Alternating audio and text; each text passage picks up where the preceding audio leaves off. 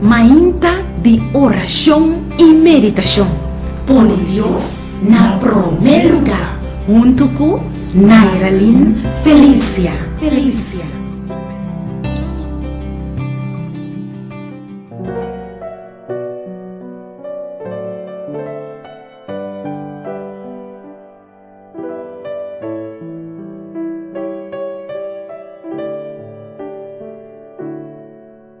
O texto de meditação para a mainta está guardado en el book de 1 Juan capítulo 1 versículo 9.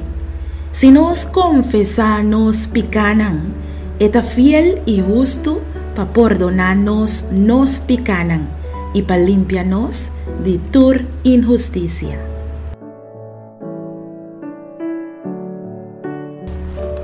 Tin viaja, bonosa sinti que boa volve falla com Deus?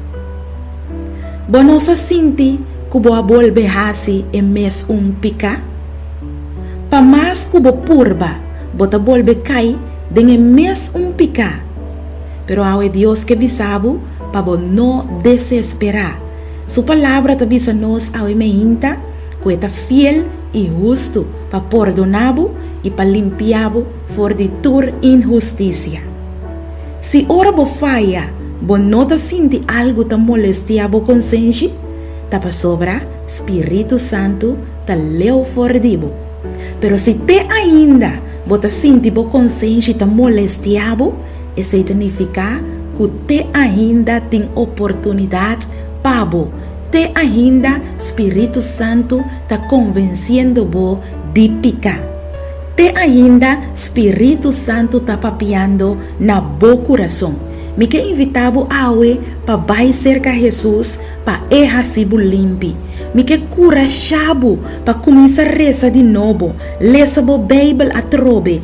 Vai igreja fielmente. Sirve Senhor com toda humildade e lobo bem reparar. Que pouco a pouco bota vai tá vencendo todo o defecto que tem dentro do caráter. Deus está fiel, Deus está justo e está perdonado e limpiado por de toda injustiça.